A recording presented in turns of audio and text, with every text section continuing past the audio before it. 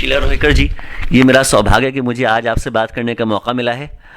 मैं जानता हूँ कि आपका विश्व साहित्य क्षेत्र में एक बड़ा ही विशिष्ट स्थान है, इस दृष्टि से कि आप दुनिया की एक लौती ऐसी यहूदी लेखिका हैं जो हिंदी भाषा में लिखती हैं। आप, जहाँ तक मैं जानता हूँ, आप अपने 2 उपन्यास प्रकाशित कर चुकी हैं।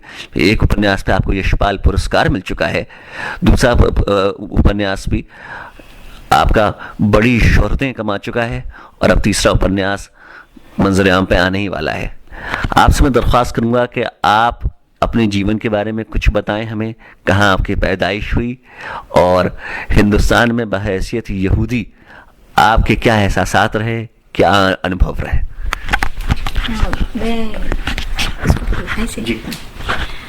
मैं पूना में पैदा हुई हूँ जी, क्योंकि पूना मेरा मतलब मदर की तरफ से मतलब शहर रहा, लेकिन मेरा पूरा एजुकेशन जो है गुजरात में हुआ है।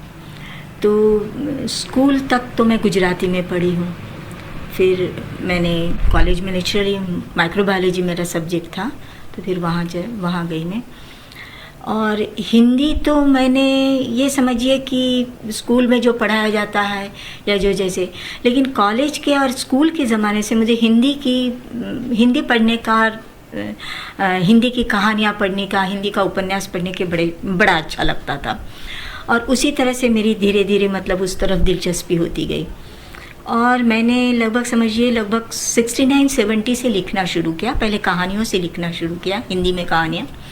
उसके बाद धीरे धीरे मैंने काफ़ी कहानियाँ लिखी, जो मेरी कहानियाँ धर्मयुग और हंस और सारिका, नई कहानियाँ और तमाम ऐसे मैगज़ीन्स में, काफ़ी अच्छी मैगज़ीन्स में प्रकाशित होती रही है। उसके बाद रवींद्र जी से मुलाकात हुई, वो हिंदी भाषी थे, मैंने उनसे शादी करी, वो भी लिखते थे।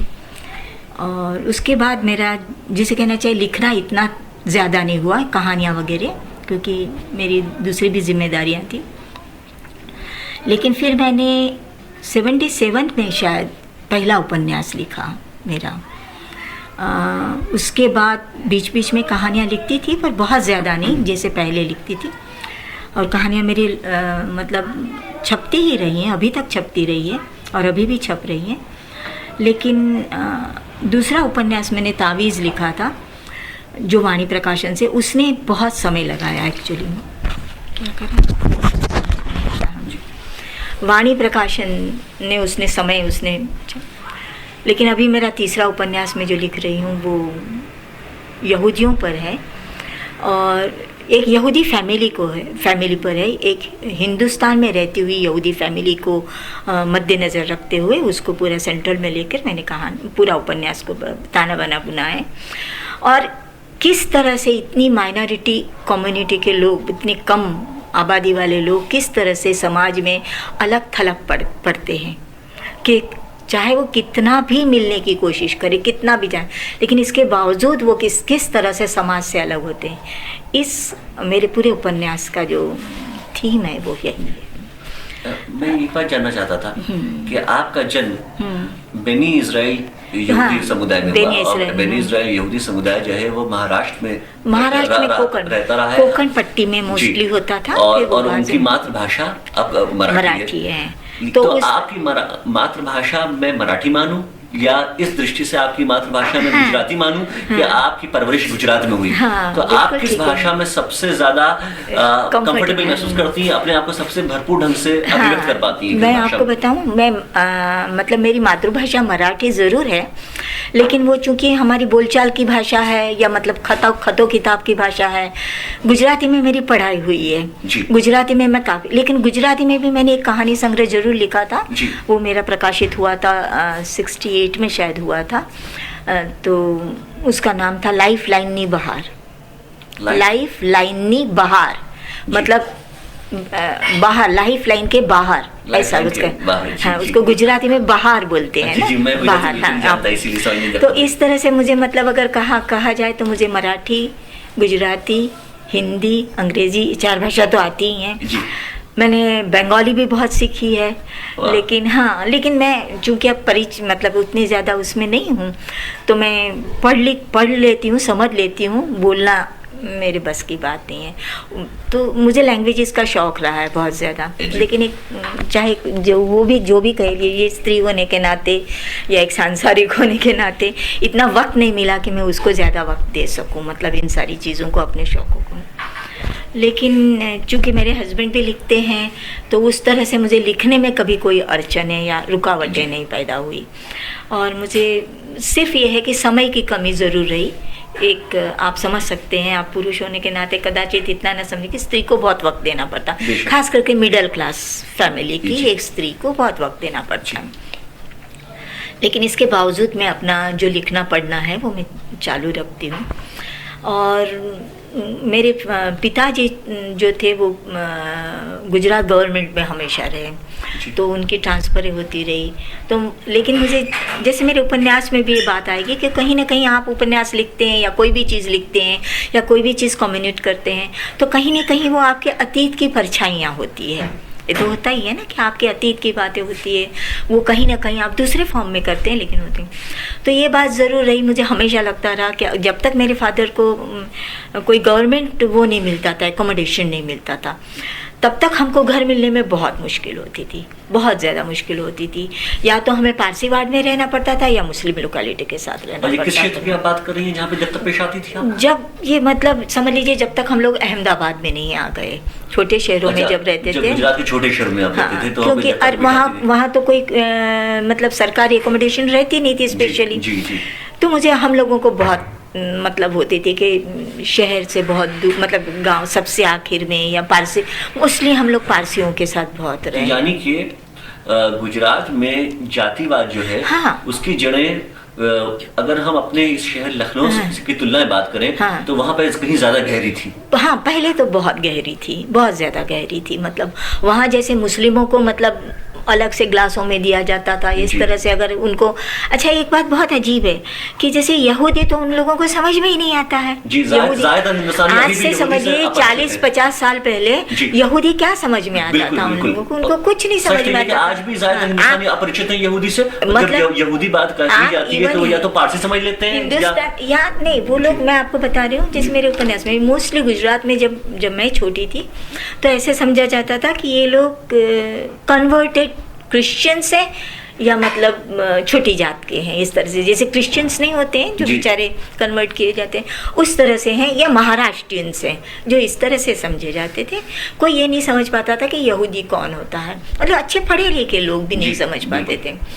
तो इससे बहुत दिक्कत होती थी। तो हम लोग मोस्टली ये करते थे कि साधारण आदमी को हम कहते थे महाराष्ट्रियन है, क्योंकि हमारे सरनेम सारी ऐसी आती है, है ना, सारी लगभग सारी सरनेम ऐसी थी। अब चूँकि नई जनरेशन वो लोग कर वाली सरनेम नहीं लगाते हैं, वो जेकब्स, आइजैक्स,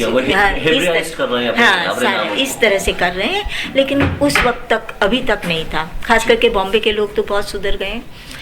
और तो इस तरह से ये सारी दिक्कतें मेरे को पता थी। तो वही सारा मेरे उपन्यास में कहीं है कि किस तरह से यहूदी परिवार एक समाज में रहते हुए भी, बिल्कुल बीच में रहते हुए भी, बिल्कुल उनके साथ रहते हुए भी कितना अलग है।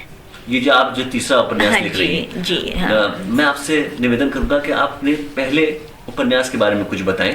आपने पहला उपन्यास हिंदी में लिखा? जी हाँ, पहला उपन्यास हिंदी में लिखा था। उसका क्या शीर्षक था? उसका था शीर्षक दिनांत था। उसके बारे में कुछ बताएं प्लीज। दिनांत एक प्रेम कहानी का उपन्यास था, मतलब प्रेम प्रसंग का इतिहास था, अरे नॉवेल था। और उसमें मतलब एक क्या कहना चाहिए कि लड़की जो बहुत मतलब यंग है और जिसका प्रेम हो जाता है, और फिर किस तरह से वो मतलब उसमें कोई मुस्लिम या यहूदी लड़की नहीं थी, हिंदू ही लड़की थी, इस तरह से करा है। लेकिन वो उपन्यास एक, जिसे कहना सिर्फ, अगर बहुत ही क्या कहना चाहिए, बहुत कम शब्दों में कहना हो तो एक प्रेम उपन्यास था। उसमें कोई बहुत ज़्यादा वो नहीं था। वो पहला मेरा उपन्यास था, मैं खुद कबूल करती हूँ कि वो उसमें कोई उसकी कहानी को आप ज़रा सारांश बताएंगी? सारांश में ये है कि एक लड़की जिसका किसी के साथ प्रेम होता है, लेकिन वो प्रेम बढ़ता भी है, लेकिन वो प्रेम एब्रप्टली टूट जाता है। एब्रप्टली लड़का जो है वापस मतलब हट जाता है। तो जो उसका जो मानसिक जो सारी विचार हैं, उसके ज़रिए मैंने वो उपन्यास लिखने की कोशिश करी थी। जब आपने पहला उपन्यास लिखा तो आपको ये ख्याल नहीं गुजरा कि अगर आप जो है इस उपन्यास में जो पात्र हैं वो यहूदी समुदाय के रखें, तो भारतीय पाठक जो कि यहूदियों से बड़े पैमाने बिल्कुल अपरिचित हैं, उनका इस उपन्यास के माध्यम से एक बिल्कुल ही नए समुदाय से परिचय होगा? बिल्कुल, आप बहुत ठीक कह रहे हैं। बल्कि मुझे हमेशा कभी लगता भी था, लेकिन चूंकि मैं इतनी ज़्यादा हिंदू समाज के अंदर और मतलब हिंदी भाषियों में या गुजराती समाज में या महाराष्ट्र में उसमें रही थी, और मुझे ऐसे लगता था कि मेरी कहानियाँ जो मैंने जितनी भी कहानियाँ लिखी है, मतलब ये उसको कहना चाहिए कि क्या कह सकते हैं हम, क्या कौन सा शब्द यूज़ करूं, कि मेरी वही है कि जो मैं कभी भी किसी भी यहूदी पात्र को लेकर मैंने कहानी नहीं लिखी है। और मुझे वेस्लर जब आए थे, रवि जी मैं तो पीती नहीं हूँ, वेस्लर आए थे, उन्होंने भी मुझे कहा कि आपने कोई यहूदी कहानी नहीं लिखी। मैंने कहा नहीं लिखी, ये मेरा दुर्भाग्य है कि मैंने नहीं लिखी, ना समझिए, जो भी कह लीजिए, मैंने नहीं लिखी।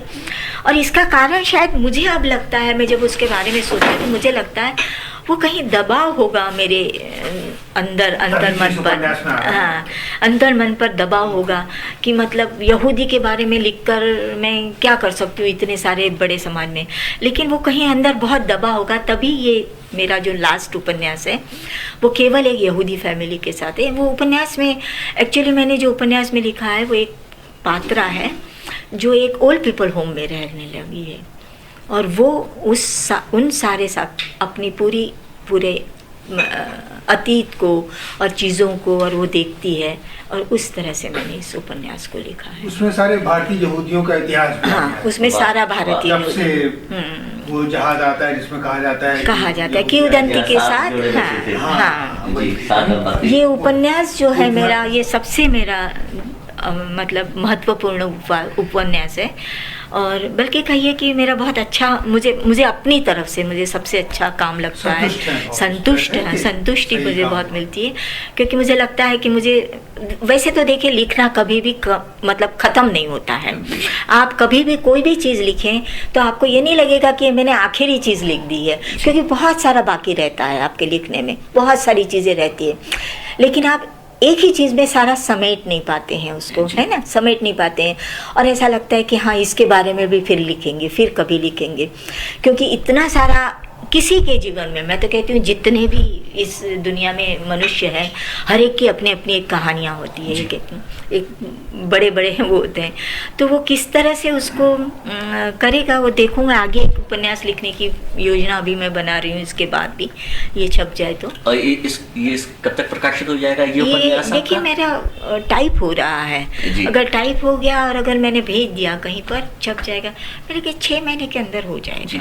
ऐसा क्यों, मुझे लगता है अगले साल तक हो सकता है। हमारे जैसे, मेरे जैसे बहुत से ऐसे पाठक होंगे जो दिन गिन रहे होंगे। हाँ जरूर, जरूर उपन्यास के इंतजार में। हाँ जरूर, मैं जरूर आपको लिखूंगी, आपसे टच में भी रहूंगी। और मैं ये जानना चाहता हूँ कि आपको जो दूसरा उपन्यास है, हाँ, वो हिंदू और मुस्लिम, हाँ, ये इन दो समुदायों के बीच हाँ, जो संबंध रहे जी बिल्कुल गुजरात में, हाँ, उनको एक्सप्लोर करता है। इनको एक्सप्लोर करता है वो, उसमें भी कहीं मतलब वही सारी भावनाएं हैं जो एक हिंदू और यहूदी परिवार में हो सकती है ना, एक यहूदी लड़की माइनॉरिटीज के साथ मेरे ख्याल से इसमें आपका खुद यहूदी होना जो है वो भी बड़ा मददगार साबित होता है, क्योंकि आप भारत के सबसे छोटे अल्पसंख्यक समुदाय से और सबसे निग्लेक्टेड, ये भी मैं आपको बता रही हूँ, सबसे निग्लेक्टेड, वो उनकी न्यूमेरिकल सिग्निफिकेंस की वजह से वो इतने ज़्यादा निग्लेक्ट हो जाते हैं।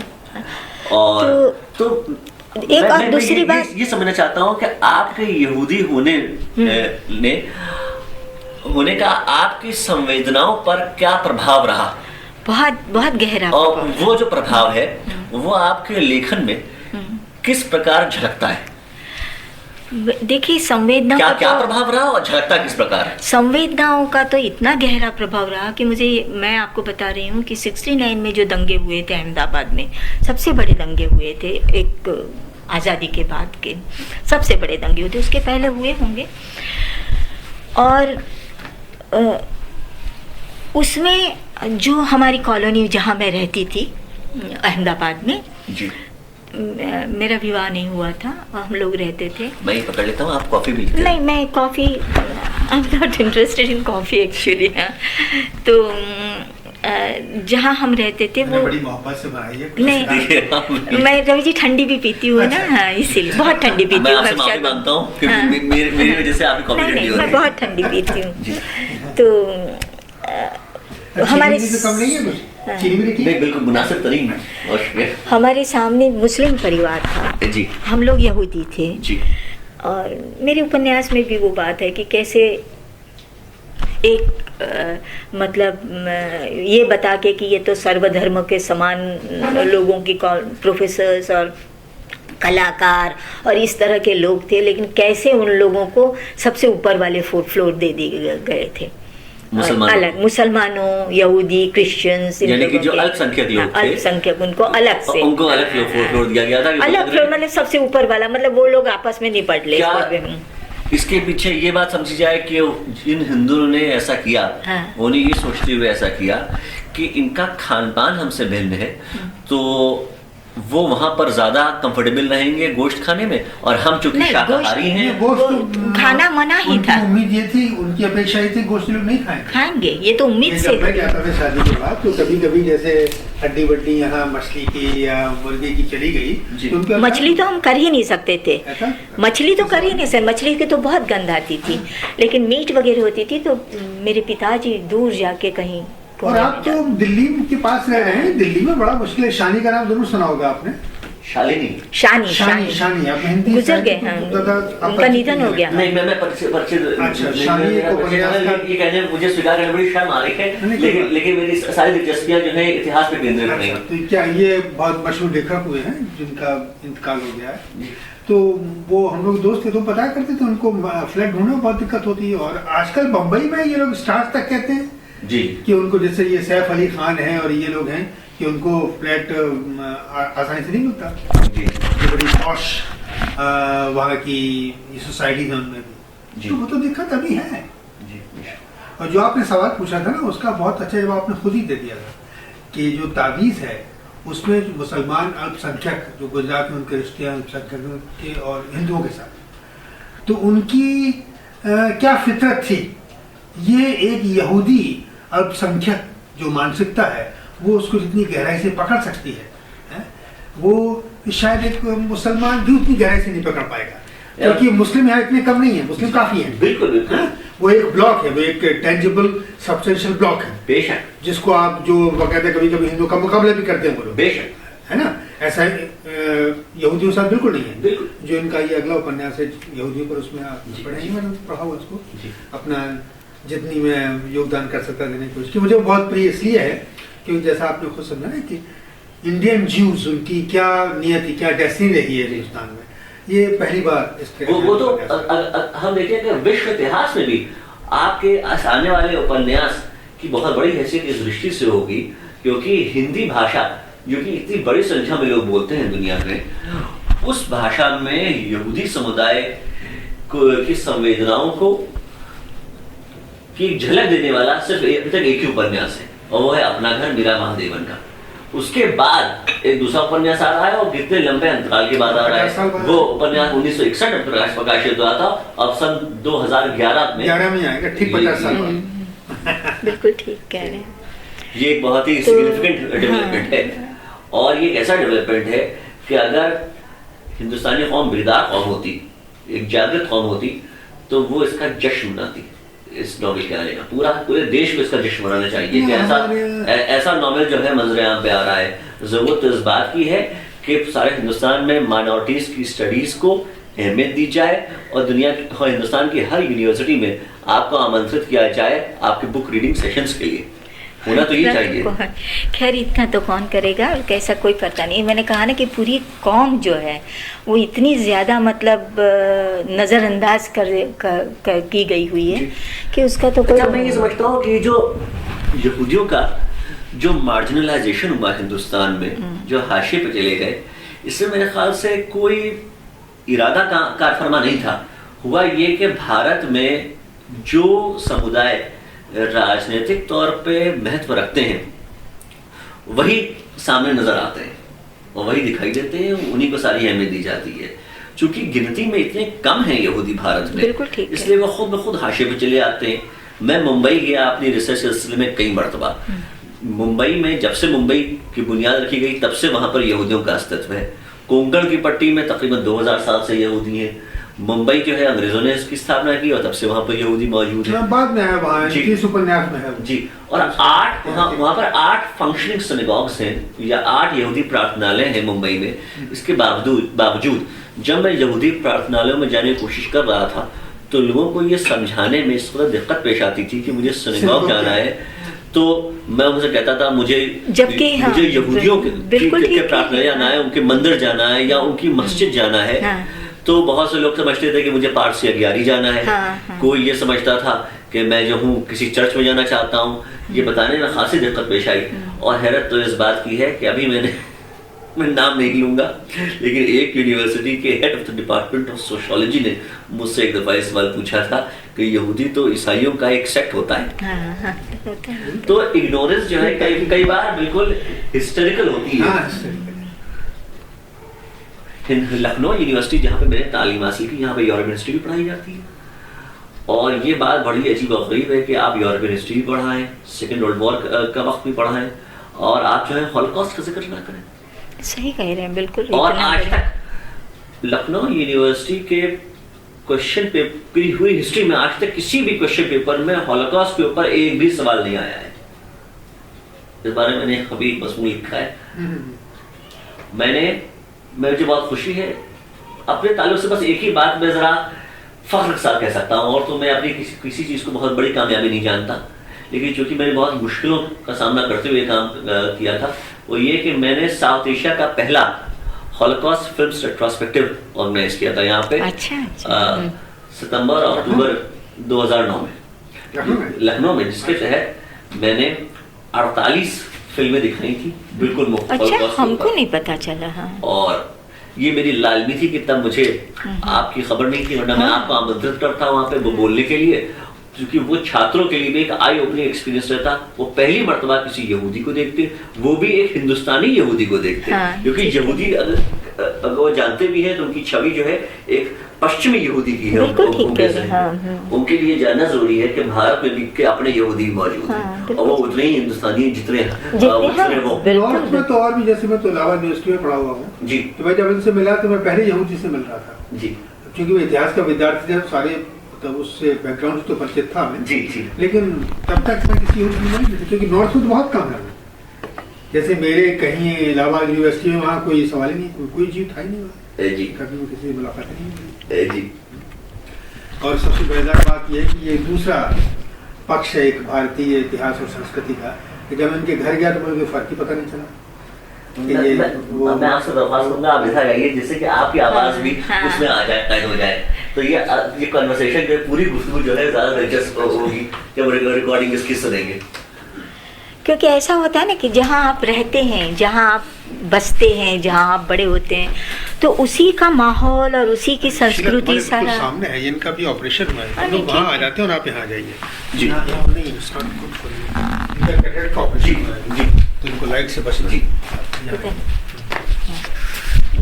जी। लेकिन इस तरह से नहीं होगा रवि जी। फिर मैं इधर बैठती हूँ, बहुत नहीं, आप इधर ही बैठिए। हाँ। मैं इधर यूं बैठता मैं हूँ। इधर बैठती हूँ। हाँ, ठीक है, ये ठीक है, अब ठीक है। हाँ, तो आप इधर रहिए, आपकी आवाज भी जिससे कि उसमें कैद हो सके। अच्छा, आपको ये ऐसा महसूस होता है कि आपके उपन्यासों में, अगर अब आप इस दृष्टि से देखें अपने उपन्यासों को, मुमकिन है आपने कभी इस दृष्टि से देखा ही ना हो अपने उपन्यासों को, लेकिन जब मैं आप सवाल कर रहा हूँ, आपको आमादा कर रहा हूँ इस दृष्टि से देखने के लिए, तो आप पलट के देखती हैं अपनी लेखनी की तरफ, तो आप क्या महसूस करती हैं, कुछ ऐसी चीज़ें हैं आपके उपन्यासों में जिनको लिखने की अपेक्षा सिर्फ एक यहूदी से ही की जा सकती थी, उन संवेदनाओं की अपेक्षा सिर्फ एक यहूदी से की जा सकती थी, वो एहसास किसी दूसरे समुदाय के व्यक्ति के पास हो ही नहीं सकते थे? हाँ, ये मैं बिल्कुल दावे के साथ कहती हूँ कि इवन जो ये मेरा तावीज़ उपन्यास है जी। उसमें जितनी भी संवेदनाएं हैं वो एक माइनॉरिटी कम्युनिटी के, एक बहुत अल्पसंख्यक जाति के लोगों की ही हो सकती है। क्योंकि अगर मुस्लिम के बारे में लिखा हुआ है, उसमें एक पात्र जो मुस्लिम है उसके बारे में लिखा है, तो जो यहूदी जो जाति है वो तो इतनी छोटी है, तो वो तो और भी डरी हुई, और भी अपने को मतलब छोटा महसूस करने वाली थी। तो उस तरह से वो उस पूरी संवेदनाएं जो मेरी तावीज़ में जो है वो पूरी उसी तरह की आई हुई है, अगर आप देखें। अच्छा, मेरे ख्याल से जो मैंने पढ़ा है उससे मुझे ये महसूस होता है कि महाराष्ट्र के समाज में बाकी हिंदुस्तान की तरह सबसे ऊंचे ब्राह्मण थे, लेकिन बाकी हिंदुस्तान की तुलना में थोड़ा भिन्न स्थिति महाराष्ट्र में ये थी कि बाकी उत्तर भारत में तो ये था कि वो 4 वर्ण थे, ब्राह्मण के बाद क्षत्रिय थे, क्षत्रिय के बाद वैश्य थे, लेकिन महाराष्ट्र में तो जो भी नॉन ब्राह्मण है वो उनके डिस्क्रिमिनेशन के शिकार होते थे ब्राह्मणों के महाराष्ट्र में। तो यहूदियों को अलग से टारगेट नहीं किया जा रहा था डिस्क्रिमिनेट करने के लिए कि इनको हम अलग से विक्टिमाइज करते हैं। जितने भी नॉन ब्राह्मण्स थे वो विक्टिमाइजेशन का शिकार हो रहे थे, तो उसमें उस दायरे में वो भी आ रहे थे, यहूदी भी, क्योंकि वो बाय डिफॉल्ट उसमें आ रहे थे। इस वजह से वो डिस्क्रिमिनेट नहीं हो रहे थे कि वो यहूदी हैं। डिस्क्रिमिनेशन था उनके अगेंस्ट, लेकिन उनके अगेंस्ट जो डिस्क्रिमिनेशन था उसको हम एंटी सेमिटिज्म की संज्ञा नहीं दे सकते, जो कि यूरोप में था। लेकिन मैं ये नहीं कहूंगा कि भारत में एंटीसेमिटिज्म नहीं है। भारत में एंटीसेमिटिज्म है, लेकिन भारत में जो एंटीसेमिटिज्म है वो भारत की मजेदार बात ये है, जो भारत का जो सबसे बड़ा अल्पसंख्यक वर्ग है मुसलमान, उसमें है। और उसमें भी जो एंटीसेमिटिज्म है वो दिलचस्प बात ये है कि वो लोगों में जो खुद कभी भी यहूदियों के सीधे संपर्क में नहीं रहे, क्योंकि जहां जहां यहूदी और मुसलमान एक दूसरे के सीधे संपर्क में रहे वहां पर दोनों के संबंध बड़े अच्छे रहे। हाँ, क्योंकि कोकण में रहे, बिल्कुल वहां पे अब देखिए इस वक्त भारत में ज्यादातर यहूदी प्रार्थनालयों के जो रक्षक हैं, जो मुहाफिज हैं, वो मुसलमान हैं। मुंबई में 3 यहूदी स्कूल्स हैं, कलकत्ता में 3 यहूदी स्कूल हैं, तीनों इन सारे स्कूलों में पढ़ने वाले ज्यादातर विद्यार्थी जो हैं वो मुसलमान हैं। तो ये बड़ी बड़ी रोशन मिसालें भी हैं यहाँ पर हिंदू मुस्लिम यहूदी संबंधों की। लेकिन मैं क्योंकि लखनऊ का बाशिंदा हूँ और मेरा ददिहाल चूंकि मुसलमान है और मैं मुसलमानों के बहुत करीब रहा हूँ और जानता हूँ कि उनके डिस्कोर्सेज में किस तरह से यहूदियों का जिक्र आता है और किस तरह से उनके अंदर ये टेंडेंसी मौजूद है कि कुछ भी बुरा हो जाए दुनिया में तो उसका इल्ज़ाम यहूदियों के सर पर मढ़ दिया जाए और यहूदियों को हमेशा संदेह की दृष्टि से देखा जाए, उनको शक की नज़र से देखा जाए।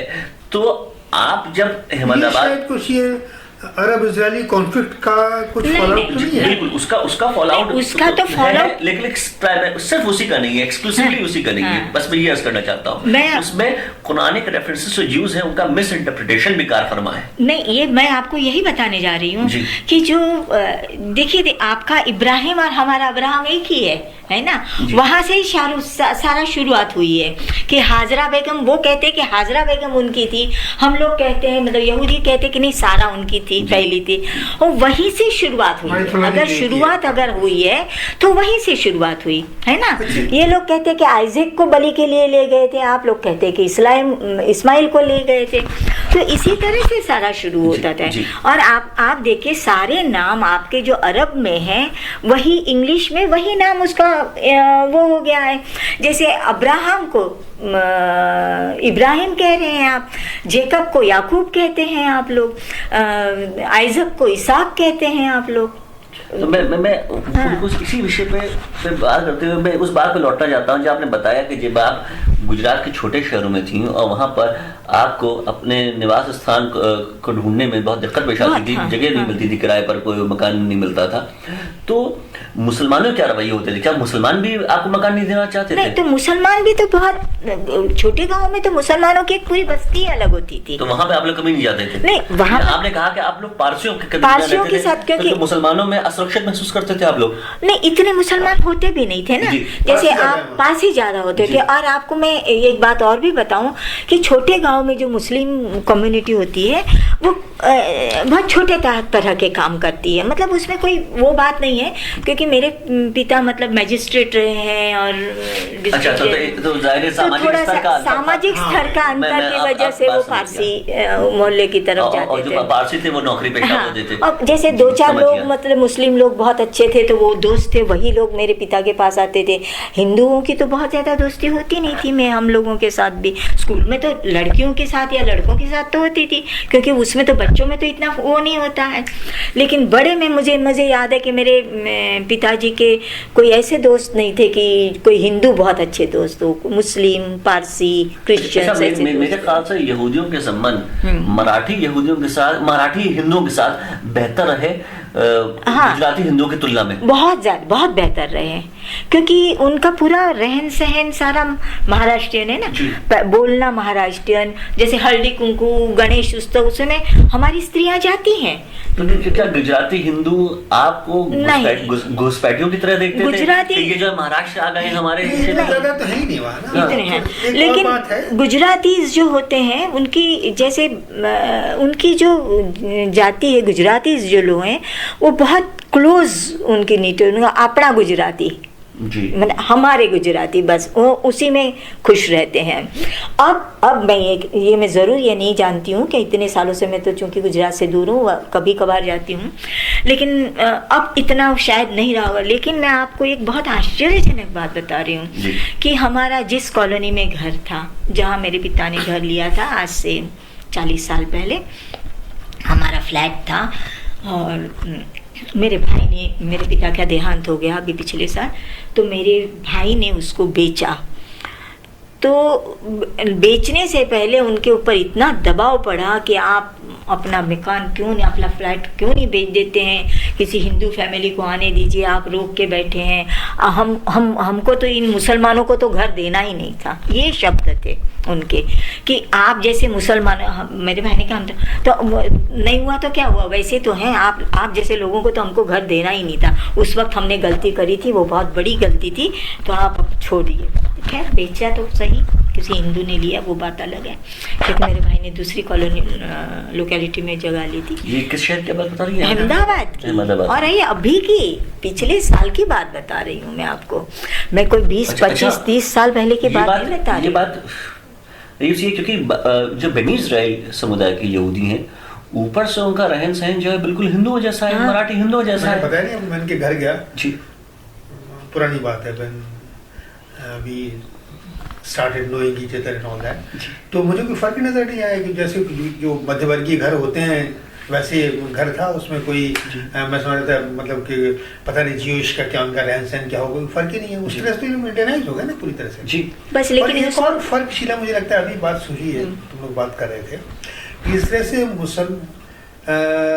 मुसलमानों को, चूंकि वो तादाद में संख्या में काफी ज्यादा है, उनको जिस तरह से जितना झेलना पड़ा सांप्रदायिक दंगों के दौरान, तो अगर यहूदियों की पहचान मुसलमानों के साथ हो गई, जो तुम्हारे उपन्यास में भी कभी कभी आता है, तो वो तो बात अलग है। नहीं तो इतने कम लोग थे कि तुम लोग को तो एक तरह से इग्नोर कर दिया गया, कोई तुमको वो दुश्मनी हिंदुओं की नहीं झेलनी पड़ी, तो मुसलमानों को क्योंकि आपसे थ्रेटेड नहीं फील करते थे, क्योंकि वो न्यूमेरिकल इनसिग्निफिकेंस की वजह से कि इनसे क्या डरा जाए। लेकिन हम तो डरते थे ना, हम डरते लोग ज्यादा थे, हम लोग बहुत डरते थे। उसके पीछे एक कारण ये भी था कि देखिए बहुत से ट्रेडिशंस जो है सिमिलर है, मुसलमानों में खतना होता है, यहूदियों में खतना होता है। अगर कोई यहूदी नौजवान जो है दंगों में फंस जाए, तो उसके फरिश्ते जो है समझाने में कामयाब नहीं होंगे कि वो मुसलमान नहीं है। इस तरह का एक ऐसी सिचुएशन है जी, ऐसी सिचुएशन देखिए। आपने फिल्म देखी मिस्टर एंड मिसेस अय्यर? वरना बहुत अच्छी फिल्म बहुत अच्छी थी, कोई शक नहीं। लेकिन अभी पिछली गर्मियों में मुझे सौभाग्य प्राप्त हुआ कैम्ब्रिज यूनिवर्सिटी में रहने का, तो वहाँ पर एक पैनल डिस्कशन था on marginalisation of Indian Jews. तो उसमें हमने ये फिल्म स्क्रीन की थी, मिस्टर एंड मिसेस अय्यर। ये फिल्म अच्छी थी कि हिंदुस्तान के कम्युनल क्लैशेस की एक झलक देती थी। लेकिन उसमें एक सीन है, वो बस का सीन है, कि जिसमें कि वो यहूदी लड़का जो है वो एक मुस्लिम दंपत्ति की पहचान डिस्क्लोज कर देता है, इस डर में कि वो तलाश करते हुए सबकी पतलूनें उतारते हुए पर उसके पास आते हैं, तो उसका कोई तरीका नहीं होगा बता सके और समझा सके कि मैं यहूदी नहीं हूँ। अगर वो ऐसा करता है तो उसके ऊपर संदेह नहीं होगा, तो अपनी जान बचा रहा था वो। इस पर एस्टर डेविड जो कि भारतीय यहूदी लेखिका हैं, मतबाद में रहती हैं, अहमदाबाद में हम हो सकता है आप उनसे परिचित भी हो सकता है, आपके रिश्तेदार भी हो। नहीं, रिश्तेदार नहीं, तो उनके उनका जो बेटा है रॉबिन डेविड, जो कि असिस्टेंट एडिटर है अहमदाबाद एडिशन का, टाइम्स ऑफ इंडिया के अहमदाबाद एडिशन का, उसने इससे बड़ा ऑफेंडेड फील किया और उसने अपने ब्लॉग में इसके बारे में लिखा भी है। रॉबिन डेविड ने क्या लिखा है इस फिल्म के सिचुएशन के बारे में। तो मैंने उसको भी डिस्कस किया था उस प्रेजेंटेशन में। उसने क्या लिखा था भाई जी? उसने यही लिखा कि मैं खुद ऐसी परिस्थिति से गुजर चुका हूँ, लेकिन मैंने ऐसा नहीं किया था। अच्छा, तो उससे क्या फर्क पड़ता है? उससे क्या फर्क पड़ता जो है? मूल तर्क है फिल्म का। नहीं, बात ये है फिल्म का नहीं, उस देखिए रॉबिन डेविड का, उसका। हाँ, नहीं, देखिए मैं खुद भी वैसे एक फिल्म दर्शक के तौर पे ये महसूस करता हूँ कि पहली मर्तबा हिंदुस्तान में यहूदी पात्रों के साथ जो फिल्में बनी हैं वो दलीप कुमार की 2 फिल्में, एक है यहूदी की बेटी और एक फिल्म है यहूदी। दोनों की सेटिंग जो है वो रोमन एम्पायर में है, रोमन टाइम्स में है। भारतीय यहूदी पात्र किसी भी भारतीय फिल्म में आज तक नजर नहीं आया। कम से कम हिंदी फिल्म में तो नजर आया ही नहीं। हो सकता है भारतीय यहूदी एक्टर्स तो रहे हैं जी, जैसे नादिरा जी एक्टर्स है, पात्र नहीं है। सही बात। मुझे नहीं मालूम, मुझे मलयाली सिनेमा और मराठी सिनेमा की खबर नहीं है। अगर मराठी फिल्मों में कोई यहूदी पात्र आया हो कभी, या अगर मलयाली सिनेमा में कोई यहूदी पात्र आया हो तो मुझे उसके बारे में नहीं मालूम।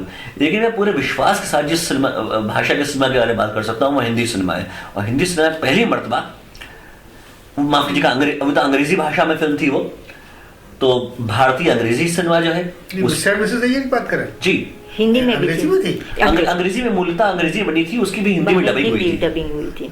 हम लोगों ने हिंदी में देखा था। यार है कि हमने हिंदी में थी वो। नहीं, हिंदी में वो मैंने अंग्रेजी हिंदी दोनों में देखी है। वो उन्होंने ओरिजिनली अंग्रेजी में। अच्छा, वो सीन क्या था फिर से? अरे वो फिल्म ये है कि कुछ नहीं, वो संक्षेप क्या है जी? फिल्म तो देखी हमने। वो सीन जो आप कह रहे हैं इसमें, हाँ, वो सीन ये है कि कुछ दंगाई जो है दाखिल होते हैं बस में, हाँ। और वो ये देखने के लिए, शिनाख्त करने के लिए कौन मुसलमान है, हाँ। एक नौजवान की पतलून खींच लेते हैं नीचे। अच्छा। जब उससे पहले उसका नाम पूछते हैं, अपना नाम बताता है हिंदू नाम, उसको जो विश्वास नहीं होता उनको तो उसकी पतलून खींचते हैं वो, तो उनको फिर यकीन आ जाता है। और उसके बाद आगे बढ़ते हैं कि औरों की भी तलाशी ले, या खुद ही आप लोग बता नाम पूछते जाते हैं, कौन मुसलमान है इसमें खुद ही बता दीजिए आप। तो वो आदमी उस बस में एक नौजवान था, वो फौरन खड़ा होता है और वो एक मुस्लिम दंपत्ति की तरफ इशारा कर देता है। वही जो भीष्मसानी, वही 2 मुसलमान थे उस बस में। अच्छा। तो दंगाई जो है उनको नीचे उतार देते हैं और जाहिर को बाहर ले जाकर कत्ल कर देते हैं। बाद में इसके जो दोस्त थे वो इससे पूछते तुमने ऐसा क्यों किया? कोहिन दिखाया गया उसका नाम उस पात्र का। अच्छा अच्छा। तो वो कहता है कि मैंने ऐसा इसलिए किया कि मैं यहूदी हूँ और मेरी मिसिंग फॉरस्किन है, यानी कि मैं सरकमसाइज्ड हूँ। मैं उनको ये बात कभी समझा ना पाता कि मैं मुसलमान नहीं हूँ बावजूद इसके, क्योंकि भारत में तो इतनी वाइड स्प्रेड इग्नोरेंस है यहूदियों की तरफ। सीन जो है बिल्कुल कन्विंसिंग है, इसके कन्विंसिंग होने में तो कोई संदेह ही नहीं, लेकिन डूबियस है थोड़ा। हाँ, लेकिन आपत्ति मुझे इस बात पर है कि फिल्म उतनी ही खूबसूरत, उतनी ही असरदार बन सकती थी इस सीन के बगैर भी। आप जब पहली मर्तबा एक यहूदी पात्र को इंट्रोड्यूस कर रहे हैं तो इस सिचुएशन में, उसके इस ऐड के नतीजे में आप जो है यहूदियों का पहले से जो एक स्टीरियोटाइप बना हुआ है वेस्टर्न लिटरेचर के नतीजे में, उस स्टीरियोटाइप को आप और स्ट्रेंथन कर रहे हैं। क्योंकि बहुत बड़े पैमाने पे ऐसे लोग हैं जो यहूदियों को जो के बारे में जो समझ रखते हैं, उनकी समझ का दारोमदार जो है वो शेक्सपियर का पात्र शायलॉक है। उनको ये नहीं मालूम कि शेक्सपियर जो है वो 16वीं सदी में जिंदा था और 16वीं सदी में एक भी यहूदी ब्रिटेन में नहीं रहता था, क्योंकि 1290 में ही सारे यहूदी को बाहर निकाला जा चुका था और वो 1699 से पहले ब्रिटेन में दोबारा दाखिल नहीं हो पाए। तो शेक्सपियर खुद कभी भी किसी यहूदी की सीधे संपर्क में नहीं आया, उसे सुनी सुनाई बातों के आधार पे उस शायलॉक के पात्र को गढ़ा और आज भी उसका नाम है शायलॉक द जू। और किसी पात्र के बारे में नहीं कहा जाता फला द क्रिश्चियन, वो शालोक द जू है, ठीक है, ठीक तो वो डिफाइनिंग कैरेक्टर हो गया जूस के लिए। और उसी से बहुत से लोगों के जहन में बातें बैठ गई, बहुत से लोगों के जहन में कि यहूदी वो है जो कंजूस है, यहूदी वो है जो धोखेबाज है, यहूदी वो है जिस पर भरोसा नहीं किया जा सकता। और उसी स्टीरियोटाइप को इस फिल्म में इस यहूदी कैरेक्टर का जो पोर्ट्रेट है वो और स्ट्रेंथन कर रहा है। सही बात, मैं भूल गया था, लेकिन ये बात सही है। हाँ, बिल्कुल ठीक है। आपने कैसा महसूस किया, मैं ये जानना चाहता हूँ। नहीं, बिल्कुल ठीक कह रहे हैं आप। वो जो उसका वहाँ पर संदर्भ आता है वो ठीक नहीं लग रहा था मुझे भी लग रहा था कि इसका कोई उपयोग जरूरी नहीं था वो वहाँ पर इस तरह से। अच्छा, लेकिन मैं ये जानना चाहता हूँ कि आप इस सिलसिले में और कुछ कहना चाहती हैं? नहीं, हाँ। मैं एक बात मैंने सोच रही है कि उसको कोहेन, उसकी कोई रेलिवेंसी नहीं है जो हाँ, कोहेन को उसका कोई रखने है की। उससे हिंदू भी हो सकता था वो कोई, जी हिंदू भी हो सकता था कि ये कोई डर जाएगा, झापड़ मार दे, कुछ कर दे, तो बोल दिया देखो ये उसको जो एक माइनॉरिटी कम्युनिटी की जो एक hatred रहती है आप उसको एक कहीं विलन सा बना दे रहे हैं। बल्कि उसमें तो बहुत से बातें आ जाती हैं। उसमें तो ये दिखाया कि वो क्या पात्र ये कह रहा है क्योंकि मेरा भी खत्म हो चुका है और ये बहसी यहूदी, तो मैं बस समझा नहीं पाऊंगा कि मैं यहूदी हूँ इसलिए मेरा खत्म हुआ है। लेकिन उसमें वो उसको इस दृष्टि से देख सकता है कि चूंकि अब अरब और इजराइल कॉन्फ्लिक्ट के नतीजे में यहूदियों और मुसलमानों में जो द्वेष की भावना है वो बहुत गहरी हो गई है, और शायद उस द्वेष की भावना के चलते उसने ऐसा किया। उसको ये एंगल मिल जाता है, वही तो इस माना में वो सीन जस्टिफाइड नहीं था। ठीक कह रहे हैं, बिल्कुल ठीक कह रहे हैं। आप लखनऊ में कितने अरसे से रह रही हैं? लखनऊ में अभी तो ये मैं तीसरी बार रहने आई हूँ और ये 8 साल से हम लोग 78 में आए थे, करीब 1 साल के लिए जी। मैं जॉब में था, श्रीराम फर्टिलाइजर्स BCM की तब हम आए मार्केटिंग में जी। 78 में, नहीं 78 में आए थे। 1 साल करीब रहे, फिर हमारा ट्रांसफर हो गया आगरा। हम लोग करीब 9 साल वहाँ रहे, फिर 89 में फिर लखनऊ आ गए। 88 में आए, 88 से 96 तक रहे हम लोग। फिर उसके बाद हम दिल्ली अपने- चले गए, 3 साल दिल्ली में रहे, 1 साल बम्बई, 1 साल पुणे। मेरा बेटा बेटा उसके साथ थे हम, तो उसकी जहाँ ट्रांसफर होती थी वहाँ फिर हम चले लोग जाते। यहाँ आ गए। फिर हम लोग 88 से 96 तक, यानी कि उस दरमियान आप 8 साल रहे हाँ, लखनऊ में। बिल्कुल। और अब कितने अरसे रहे? लगभग 8 साल हो गए, मतलब 8 से लगभग नहीं, 8 साल हो गए, 9वां साल चल रहा है। चलिए, तो 16 साल आप मुकम्मल कर चुकी हैं लखनऊ में, हाँ, और 1 साल पहले यानी कि 17 साल। हाँ। 17 साल आपकी जिंदगी के लखनऊ में गुजर चुके जी हैं। हाँ। लखनऊ जो है वो एक बहुत बड़ा सेंटर भी है मुस्लिम स्कॉलरशिप का, और ईरान और इराक के बाद दुनिया का तीसरा सबसे बड़ा शिया कल्चरल सेंटर भी है। अच्छा। ईरान में इस्लामिक रेवोल्यूशन जो साहब लाए अयतुल्लाह रूहुल्लाह मुसावी खुमैनी, उनके पूर्वज लखनऊ में 150 बरस रह चुके थे। अच्छा। 1840 में वो लखनऊ छोड़कर गए और कौम शहर में बस गए। तो इस दृष्टि से भी लखनऊ बहुत अहमियत रखता है। इसके अलावा यहाँ पर इतनी बड़ी सेमिनरी, इस्लामिक सेमिनरी नदवतुल उलमा, उसके जो रेक्टर थे मौलाना अबुल हसन नदवी, वो फाउंडर्स में से थे Oxford centre for Islamic studies के। तो कई दृष्टि से लखनऊ की बड़ी अहमियत है। जब रोज़मर्रा की ज़िंदगी में जब आप यहाँ पर मुसलमानों के संपर्क में आई, तो पहली बात तो मैं ये जानना चाहूँगा कि किस तरह के मुसलमानों के आप संपर्क में आती थी? मुस्लिम साहित्यकारों के संपर्क में आती थी, मुस्लिम प्रोफेसर्स के संपर्क में आती थी, या मुस्लिम छात्रों के संपर्क में आती थी, या कामकाज करने वाले जो लोग हैं उनके संपर्क में आती थी? तो उससे ज़रा एक उनके स्तर का तायुन हो जाएगा। दूसरी बात ये कि उनके सामने क्या आपकी आइडेंटिटी, क्या आपकी शिनाख्त कभी खुल के आती थी? आपकी यहूदी पहचान कभी उनके सामने खुल के आई? और अगर आई तो उनका इस पर रिस्पॉन्स क्या रहा, ये मैं जानना चाहता हूँ।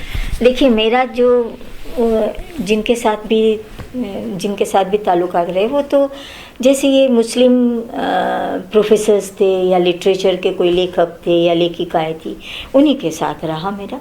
लखनऊ के संदर्भ में पूछ रहे हैं। जैसे आप हमारे वो हैं, उनका नाम क्या है जो HL में थे, शकील सिद्दीकी या ताहिरा, या इस तरह से ताहिरा, या इस तरह से इन लोगों के साथ रहे, या रमेश जी के जो दोस्त हैं उनके साथ, सब लोगों के साथ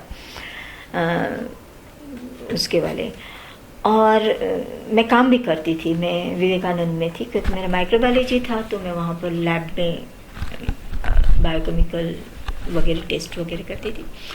तो वहाँ तो पेशेंट्स आते थे उनके सामने तो कोई, क्योंकि मैं मिसेस वर्मा थी वहाँ पर। जी, जी। देखिए मैं आपको बताऊँ, यहाँ पर अभी मेरी जो प्रेजेंट जो काम करती है वो मुस्लिम है औरत, लेकिन वो यहूदी कैसे जानेगी? जी आप मुझे बताइए। उसको मैं कई बार दूसरी तरह से कहती हूँ कि जो देखो सलमा, मैं भी, मेरे घर में भी कोई देवी देवता नहीं है, मैं भी नहीं मानती हूँ।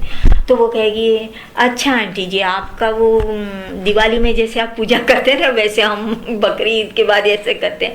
अब उसको समझाना बहुत मुश्किल है, समझिए ना आप। तो इस तरह का होता है। नहीं, लेकिन जब आप जो है लखनऊ में मुस्लिम साहित्यकारों के संपर्क में आई और उनको कभी आपने जब अपनी पहचान बताई, क्योंकि आप जब तक बताएंगी तब तक उनको मतलब कभी वादा नहीं हो ठीक कह रहे। लेकिन वो जितने भी साहित्यकार थे वो जानते थे यहूदी कौन होते हैं, उस तरह काफी जानते थे। और जाहिर है कि उनकी दिलचस्पी भी रही थी। खुलती कैसे थी आपकी यहूदी पहचान, उनके सामने कैसे खुलती थी? वो क्या वो मुझे मकाम आता था गुफ्तगू में जब ये बात आती थी कि आप यहूदी हैं? वो मुझे पूछते थे, मैं बताती हूँ, वो मुझे पूछते थे आप महाराष्ट्रियन हैं? तो मैं कहती थी रोहेकर है ना, तो वो कहती थी आप महाराष्ट्रियन है? तो मैं कहती नहीं, मेरा महाराष्ट्रियन, मैं यहूदी हूँ। अच्छा आप यहूदी हैं? आप अच्छा यहूदी हैं? पहली बार सुना हमने कि यहूदी यहाँ भी, मतलब लखनऊ में भी कोई रहते हैं, इस तरह से वो कहते थे। लेकिन समझदार लोग थे। मुस्लिम का फर्क नहीं है, लेखकों में ये जो समुदाय है ना, ये तो काफी उस तरह से जिसको आप लिबरेटेड कहेंगे, हाँ, बहुत ज्यादा। तो सारे देखिए अपेक्षा तो यही की जाती है साहित्यकारों से, सब नहीं होते, सब नहीं होते। लेकिन अगर आप जो है मुशायरों को तवज्जो से सुने तो मुशायरों में किस तरह से कैसा काव्य प्रस्तुत हो रहा है, उससे आपको एहसास हो जाएगा कि उस काव्य में कई बार कितना जहर भी होता है। नहीं देखिए, दुर्भाग्यवश ऐसा है कि जो ये मंच की कविता है उसमें हिंदी कविता भी शामिल करूंगा मैं और मुशायरा भी शामिल है। बेशक ये लोग उस तरह से उतने उस हद तक लिबरेटेड नहीं है। उनका जो इंटेलेक्चुअल लेवल है, क्या कहा जाए उसको, समझ उनकी उस तरह से है नहीं। ये लोग काफी हद तक एक सेंटिमेंटल भी होते हैं। तो उनके जो रिस्पॉन्सेज हैं वो अलग हैं। जो इंटेलेक्चुअल कम्युनिटी है, मतलब जो राइटर्स कम्युनिटी की आप बात कर रहे थे ना, उनके रिस्पॉन्सेज अलग हैं उनसे। जैसे मेरे बहुत सारे दोस्त हैं, जैसे सबसे जाहिर है हम लोग इंटरेक्ट करते थे, सब लोग ने जाना वे रोहेकर क्या फिर यहूदी हैं, ये जाना इनकी कहानी छपती रहती थी। शादी हुआ जब हम गए दिल्ली में, मेरे दोस्तों से मिली तो सब बहुत खुश होते थे, बहुत खुश होते थे, बहुत। जैसे विष्णु खरे सबसे पहले, क्योंकि वो भी जर्मनी में, तो वो तो बहुत ज़्यादा खुश होते थे कि मुझे देख के कि अरे आप यहूदी है, तो बहुत अच्छी तरह। लेकिन ये बहुत लिमिटेड लोग हैं, जाहिर है ये ऐसे लोग बहुत लिमिटेड हैं। अब जैसे अभी ये बात चली है, आप तो हम तो ये सोशियो पॉलिटिकल जो मुद्दे हैं उन पर लगा, जैसे बाबरी मस्जिद का मुद्दा है अभी ये, तो ये इलाहाबाद हाई कोर्ट का जजमेंट आया है, इस पर लोगों के तरह तरह के व्यूज़ हैं अभी। तो इस पर भी रिस्पॉन्सेज बहुत अलग अलग किस्म के हैं। वो अपने अपने अपने लेवल से रिस्पॉन्सेज हैं उनके, तो फर्क तो है। एक बात और, मान लीजिए अगर आप इजरायली नागरिक होती और आपकी मुलाकात वर्मा साहब से इजराइल में होती, वर्मा साहब ऐसे हिंदुस्तानी गए होते वहाँ पर और आपके संपर्क में आती, आप शादी करना चाहती, तो आपको मालूम हुआ कि आप वहाँ पे शादी ना कर पाती। आपको साइप्रस जाना पड़ता शादी करने के लिए, क्योंकि सबसे नज़दीकी जगह जहाँ पर आपकी शादी मुमकिन हो पाती तो वो साइप्रस है। क्योंकि वहाँ पर वहाँ इजरायली समाज ये महसूस करता है कि अगर एक भी यहूदी किसी दूसरे धर्म में परिवर्तित होता है तो वह ऐसा ही जैसे हॉलोकॉस्ट में एक यहूदी को खोना, उसी के समान है। नहीं, लेकिन वहाँ शायद इनके धर्म में ये भी है कि मैं ज्यू हो सकता था। जी ये मुमकिन है। तो फौरन मैंने हो जाता। नहीं वो तो बात अलग है। वो तो बात अलग है। लेकिन ये अब अगर आप इजाजत दें तो इस सवाल पूछने की, मैं आपको अपने पृष्ठभूमि के बारे में बता चुका हूँ। मुझे इसकी बेपनाह खुशी है कि मेरे माँ बाप की जब शादी हुई तो कोई धर्म परिवर्तन नहीं हुआ किसी प्रकार का। बॉलीवुड में बहुत बड़े पैमाने पर शादियां हुई हैं, लेकिन अफसोस की बात यह है कि उन तमाम शादियों में होता यह है 99% ये स्त्री को अपने पुरुषशाही धर्म स्वीकार करना होता है। मुझे इस बात की बहुत खुशी है कि मेरे माँ बाप के मामले में ऐसा नहीं हुआ। इसका एक और कारण भी है, मेरे पिताजी का कोई धर्म था ही नहीं। वो मुस्लिम परिवार में पैदा हुए थे, लेकिन वो किसी भी धर्म विशेष में कोई संबंध नहीं रखते, कोई विश्वास नहीं रखते थे। नमाज वगैरह नहीं पढ़ते, कभी मस्जिद नहीं आते, कभी नहीं। उन्होंने जिंदगी में सिर्फ एक ही दफा नमाज पढ़ी थी और एक ही दफा रोजा रखा था, जब पहली मरतबा रोजा रखाया जाता है बच्चों को, रोजा कुशाई होती है जब, और उस रोजे को भी वक्त से पहले ही खोल लिया था और बर्फ पी ली थी। तो वो सब है, तो वो बिल्कुल ही गैर धार्मिक इंसान है। तो मेरी परवरिश ऐसे माहौल में हुई कि दूर दूर तक धर्म का साया भी नहीं था, तो गैर धार्मिक माहौल में परवरिश हुई, लेकिन संस्कारहीन माहौल में परवरिश नहीं हुई, क्योंकि संस्कार तो कुछ इनहेरेंट होते हैं। ठीक है। और ये समझना गलत होगा कि हमारे पास सारे संस्कार जो हैं उनका स्रोत सिर्फ धर्म होते हैं। हम जो चोरी नहीं करते वो इसलिए चोरी नहीं करते क्योंकि हमारा धर्म कहता है चोरी ना करो। हम दूसरे को जो नहीं मारते हैं सिर्फ इसलिए नहीं मारते क्योंकि हमारा धर्म कहता है ना मारो। ऐसा नहीं है, कुछ बेसिक मोरालिटी हर इंसान में होती है, और इंसान जो है ये बिल्कुल एथिकल जिंदगी जी सकता है बगैर किसी धर्म में विश्वास किए भी। तो इस तरह से मेरी परवरिश हुई। तो मेरी माँ एक हिंदू आर्य समाजी परिवार से आई थी, और उनको मैं बेस्ट डिस्क्राइब उनको इस तरह किया जा सकता है कि वो एक नॉन कन्फर्मिस्ट हिंदू है, और मेरे जो फादर हैं वो बिल्कुल ही एब्सोल्युटली नॉन रिलीजियस हैं, एब्सोल्युटली। कोई समस्या ही नहीं है। तो वहाँ पर दूसरों को ये होगी उनकी वजह से, उनको खुद नहीं, तो उनकी सिविल मैरिज हुई, और मजेदार बात ये है कि दोनों खानदानों ने उनकी शादी को स्वीकार भी कर लिया। ये बहुत बड़ी है बात। और बहुत दिलचस्प बात ये रही कि मेरे जाट रिश्ता और पठान रिश्ता आपस में मिलने भी लगे, मुलाकातें भी होने। तो मैं ये जानना चाहता हूँ कि जब आप लोगों ने शादी की तो आप लोगों की रिस्पेक्टिव फैमिलीज का क्या रिस्पॉन्स रहे? नहीं, मेरी फैमिली में कोई वो नहीं थी। जैसे आपकी पिता और माँ की शादी हुई थी वैसे ही बिल्कुल हमारी कोर्ट मैरिज हुई थी, और मैंने कभी धर्म चेंज नहीं किया। इन्होंने मुझे कभी भी किसी ने, ये खुद भी जैसे आपके पिता, ये भी कोई मतलब उस तरह से कहा जाए तो एथिस्ट भी है, मतलब कुछ हमारे घर में कोई देवी देवता कोई किसी तरह के, लेकिन इसके बावजूद कोई संस्कार, अपने संस्कार होते हैं। जैसे कि कभी जब मुझे बहुत परेशानी लगती है, मेरे पास बाइबल रहता है, मैं बाइबल को धर्म की दृष्टि से या उस तरह से नहीं पढ़ती हूँ, लेकिन कभी मैं बहुत परेशान होती हूँ या कभी मुझे बहुत अकेलापन लगता है तो मैं उसके कुछ साम्स पढ़ लेती हूँ, डेविड के साम्स पढ़ लेती हूँ। बाकी मैंने कभी बाइबल एक धर्म के नाते नहीं पढ़ा कि ये मेरा धर्म में है इसीलिए मुझे बाइबल पढ़ना है, इस तरह से मैंने कभी नहीं पढ़ी। It's a very good poetry है। तो बाकी हम लोगों को कभी नहीं, मेरा बेटा है। आपके सुपुत्र आपकी इकलौती संतान है? हाँ, एक ही बेटा है मेरा, जिसका वहाँ दिल्ली में। उसने पंजाबी से शादी किया। हाँ। उनकी वो स्कूल में थी, वैसे मैं आपको ये बताऊं कि उसके स्कूल में थी वो लड़की। उनका बचपन का नहीं, लेकिन इनके खानदान में भी ये लोग 5 भाई हैं। उनके सबसे बड़े भाई ने तो जरूर अपने कायस्थ लड़की से शादी करी, फिर इन्होंने यहूदी से शादी करी। इनके तीसरे भाई थे, उन्होंने पंजाबी से शादी करी थी। चौथे भाई है, उसने क्रिश्चियन से शादी करी। 5वें छोटे से उसने मुस्लिम से शादी करी थी। मैं आपको बधाई दूंगा इसके लिए। इतना कॉस्मोपॉलिटन खानदान है आपका, इतना लिबरल, इतना कॉस्मोपॉलिटन। हाँ, तो इस तरह से। और ये सोचे कि इनके पिता तो स्वतंत्र सेनानी। हाँ, मेरे पिता बहुत उन्होंने रोशन ख्यालात के बहुत, थे, तो बहुत इसमें राष्ट्रीय आंदोलन में रहे थे, जो कि गए थे 42 में। तो लेकिन हमारी जो लेकिन माँ तो मेरी हिंदू थी, बहुत ज्यादा धार्मिक थी, और लेकिन उनको समझाने का काम हमारे इनके पिता ने किया, मतलब मेरे ससुर जी ने किया। वो मुझे बिल्कुल, उन्होंने कहा नहीं ये न घूंघट ओढ़ेगी, न ये कुछ करेगी, न मांग भरेगी, न बिछुआ पहनेगी, ये कुछ नहीं करेगी।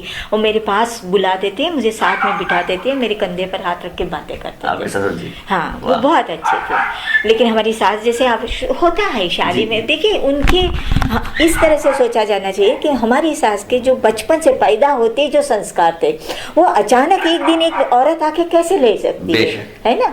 तो वो तो कहती थी, जैसे ये नहीं कहती थी तुम रसों में नहीं आना, तुम वहीं बैठो मैं तुमको दे देती हूँ। तो मैं पहले तो समझ नहीं पाती, मैं कहती कि नहीं मैं दे देती हूँ। तो वो बार बार मुझे जब कहने लगी तो मेरी समझ में आया कि वो मुझे आने से मना कर रही है। लेकिन बाद में तो वो इतनी ज्यादा मतलब मेरे से घुल मिल गई थी कि ऐसी कोई बात। हालांकि उनके भाग में एक ईसाई बहू भी थी और एक मुस्लिम बहू भी थी। तो इस वाला आपका खाना बड़ा दिलचस्प लगा, तीनों जो बुनियादी सेमिटिक रिलीजन से, तीनों सेमिटिक रिलीजन के बहू आई, इतनी और सिख भी, सिख भी नहीं, सिख नहीं, पंजाबी। पंजाबी हिंदू। मेरी बहू है जो जी जी। वो वो पंजाबी है। पंजाब, हमारी बहू वो पंजाबी लोग है। वहाँ पार्टीशन से पहले वहाँ से आए थे। और आपके जो सुपुत्र हैं वो किसी धर्म में विश्वास रखते हैं या वो भी बिल्कुल ही नहीं। गैर धार्मिक है, सेक्युलर है बिल्कुल? नहीं, वो बहुत एक अजीब कहानी है जी। ये। चूंकि मेरी बहू जो है, अगर मतलब चूंकि आप पूछ रहे हैं तो वैसे अगर अगर आप इजाजत दें। हाँ, नहीं, मेरी बहू जो है वो आपने एक सोका गाकाई एक सेक्ट है, सोका गाकाई एक बुद्धिस्ट सेक्ट बुद्धिस्ट सेक्ट जी, से जिसके वो जापानीज हैं, वो उनके क्या कहा जाए, धर्मगुरु माने जाते हैं जी। क्या नाम है उनका? उनका नाम मैं भूल गई। सेंसाई वंसाई बोलते हैं ऐसा सेंसेई कुछ। क्या? जी। तो वो मेरी ए बहू बस- वो सेक्ट मानती है जी। उसको धर्म नहीं कहेंगे, सेक्ट है एक तरह का, बुद्धिस्ट सेक्ट है। जी जी। तो मेरा मेरा बेटा बेटा भी भी- उसको मानने लगा है। हाँ। इस तरह का। हाँ, तो अब वो बुद्धिस्ट हैं आपके सुपुत्र इस हाँ, तरीके हाँ, से। उस तरह से कह सकते हैं आप। सेक्ट हाँ। है वो। जी। तो लेकिन उनकी जो प्रेयर वगैरह है वो करते सारी हैं। जापानीज में वो उस तरह It's a से kind of होते हैं। faith मिलते हैं। आप वर्धा गए हैं कभी? नहीं, मैं गुजरात जाने का कभी वर्धा वर्धा वर्धा तो महाराष्ट्र में आएगा नहीं, या मतलब महाराष्ट्र में आता हूँ। हाँ, महाराष्ट्र महाराष्ट्र में आएगा। महाराष्ट्र में सिर्फ मुंबई नहीं गया हूँ और नहीं, पुणे इसलिए गया हूँ। वर्धा गए हैं तो गांधी जी की वहाँ पर जो गांधी जी का आश्रम है, जी। सेवाश्रम बोलते हैं ना उसको, सेवाग्राम। सेवाग्राम है तो शायद। अहमदाबाद। अहमदाबाद इधर जो भी है गांधी जी आश्रम है उनका, वहाँ गांधी रहे जी थे। का। वर्धा में भी रहे थे। जी।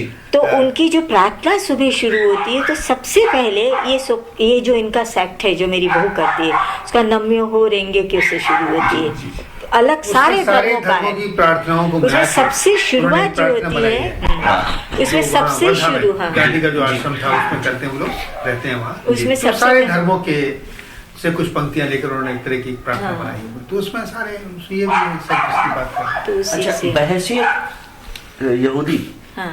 आपसे पूछा जाएगा कि क्या आपको अपने देश के समाज से कोई शिकायत है? हाँ, मुझे बहुत शिकायत मेरे देश के समाज से। जी। बहुत शिकायत है। बहैसियत यहूदी क्या शिकायत है? बहैसियत नागरिक नहीं पूछ रहा हूँ मैं। नहीं, यहूदी। बहैसियत आप एक इजराइल की बात करें ना, नहीं नहीं तो हिंदुस्तान। मैं हिंदुस्तान की बात कर रहा हूँ नहीं, क्योंकि मैं आपका देश तो हिंदुस्तान को ही समझता हाँ, हूँ। नहीं ठीक है, मैंने सोचा आप पूछ रहे हैं देश के। नहीं, ये भी जरा डिस्प्यूटेड है मामला, इनका हाँ। तो नहीं है, हाँ। लेकिन बहैसियत यहूदी आपने कहा तो नहीं, बहैसियत यहूदी मैं इजराइल को आपकी पैतृक भूमि मानूंगा, हाँ, हाँ, ठीक लेकिन है, आपकी मातृभूमि। मातृभूमि में भारत को ही मानूंगा। हाँ, ठीक है, बिल्कुल ठीक है, ये भी मैं भी मानती हूँ। मुझे कोई उस तरह से डायरेक्ट जैसे मैं आपको कहूँ तो मैं भारतीय आपको समाज से क्या शिकायत है? बहैसियत यहूदी मैं आपको? ये नहीं कह सकती ये कि मेरा आप सवाल मुझे है। अच्छे नहीं लगते, ऐसे मैं नहीं कहूँगी। लेकिन मैं ये भी कहूँगी कि आप मुझे अच्छे नहीं लगते, ऐसे नहीं है, ऐसा नहीं है, समाज से मुझे नहीं है। लेकिन अब तो मुझे कोई नहीं है, लेकिन मुझे ये बहुत शिकायत है। एक तरह से शिकायत नहीं, एक तरह से दुख है मेरे को, ये तकलीफ है मुझे कि इतने सालों से, हजारों सालों से उनके साथ रहते हुए भी कभी भी वो अपना क्यों नहीं सके, अपना सकते मतलब उनको अपने के अंदर जज क्यों नहीं कर सके, क्यों नहीं, बहुत बहुत अलग थलग रहती। जैसे अहमदाबाद में मैं भी देखती हूँ। और आप अगर आप पाएंगे, अगर आप तो सारा स्टडी कर रहे हैं, आप पाएंगे कि हिंदुस्तान भर से लोग मतलब जहाँ उनको मौका मिले वहाँ इजराइल जाने की बात सोचते हैं। क्योंकि देखिए कब्रिस्तानों को जगह नहीं मिलती है, उनके कब्रिस्तानों को अहमदाबाद में भी बहुत दूर दूर तक जगह मिलती है, बहुत कम कम्युनिटी रह गई है, दूसरे कम्युनिटी वाले लोग आते नहीं हैं उनके किसी भी संस्कारों में, खास करके मृत्यु उनके संस्कारों वगैरह में लोग कम हो गए हैं। अच्छा, जो जाति है उसमें भी बहुत भेदभाव हो गए हैं। एक तो हर जगह होता है कि गरीब जो होता है, गरीब की जाति कोई नहीं होती, गरीब हमेशा गरीबों में समावेश होता है। गोरा यहूदी, काला यहूदी, वो तो है ही, गोरा यहूदी काला यहूदी तो है ही, वो तो बहुत ज़्यादा है। लेकिन इसके अलावा जो गरीब होते हैं वो गरीबों की, चाहे वो मुस्लिम हो, चाहे यहूदी हो, चाहे हिंदू हो, चाहे सिख हो, चाहे पारसी हो, वो गरीब जो है पूरे गरीब वर्ग में आ जाता है। उसी तरह से अहमदाबाद में जो अनपढ़ है, ज़्यादा पढ़े लिखे नहीं है, जिनकी आमदनी बहुत कम है, जो बहुत छोटे छोटे घरों में उनकी परेशानी है, उनको कोई मिलाना नहीं चाहते। जो पढ़ लिख गए हैं, जो बड़ी नौकरियों में लग रहे हैं, सॉरी हाँ जी, जो बड़ी नौकरियों में लग गए हैं, हाँ जी, हो गया नहीं मैं आप और करीब पड़ गया मैंने। हाँ, जो बड़ी आपकी नौकरियों, हर बात मेरे लिए कीमती हाँ, है। जो बड़ी नौकरियों में लग रही है वो छोटी जातियों को, या छोटी जातियों को नहीं, छोटे लोगों को थोड़ी हेय की दृष्टि से देखता है ना ये। और मैं ये देखती हूँ कि ये लगभग हर एक कम्युनिटी में है, हर एक कम्युनिटी में है। तो एक तो वो अपनी जाति से भी मतलब अलग थलग पड़ रहे हैं, और एक पूरे सामाजिक परिवेश में भी वो बहुत चूँकि कम होने की वजह से बहुत उनके पर उनको दुर्लक्षित किया जाता है, या उनके लिए दुर्लक्षित से भी ज़्यादा उनके लिए ध्यान नहीं दिया जाता है। तो बहुत अकेले से पड़ गए हैं, बहुत अकेले हैं। खास करके जो बूढ़े लोग हो गए हैं, जो अकेले रह गए हैं, जो औरतें हैं, उस तरह से मुझे लगता है कि बहुत दयनीय स्थिति। एक बात होती है ना कि जब आपका समाज बड़ा हो, जैसे हिंदू समाज है या मुस्लिम समाज है, तो क्या होता है कि जब समझ लीजिए 2 बूढ़े हो गए हैं या 4 लोग बूढ़े हो गए हैं, तो उनके लिए ध्यान दिया जाएगा, अरे भाई वो लोग। इधर क्या है कि कम जाति ही इतनी छोटी है और बाहर की जाति तो उसको कोई सपोर्ट देती नहीं है। तो ऐसे लोगों का जीवन बहुत दयनीय हो गया है और उनके लिए मतलब कोई चारा नहीं बचा है कि सिवा वो अकेले घर में पड़े पड़े मर जाएं, या फिर किसी ओल्ड पीपल होम जहाँ मतलब क्योंकि उनकी स्थिति इतनी अच्छी नहीं होती कि जो अच्छे स्थिति उसमें जाए, वहाँ जाके मतलब एक एक दिन का मौत का इंतज़ार करें। अच्छा, मैं ये कहना चाहता हूँ, क्या ये मैं ये कहने में या मानने में मैं गलती कर रहा हूँ कि मराठी समाज में जो भेदभाव था यहूदियों के खिलाफ, वो केवल उसका आधार ये था कि वह गैर ब्राह्मण है, या यहूदियों के विरुद्ध भेदभाव इस आधार पर भी हो रहा था कि वो यहूदी हैं?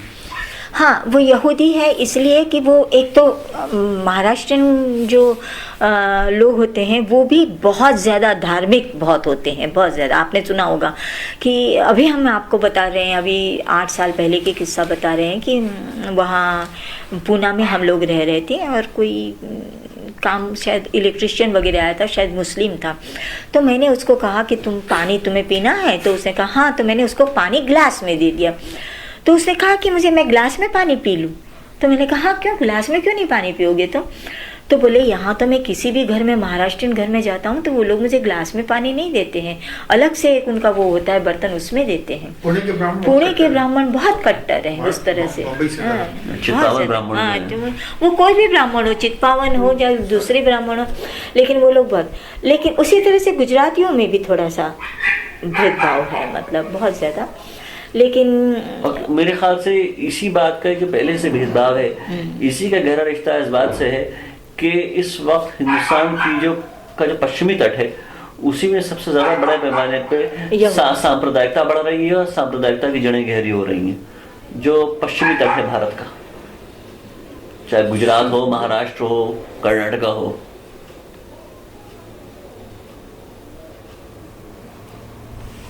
नहीं, अब उस तरह तो सबसे ज्यादा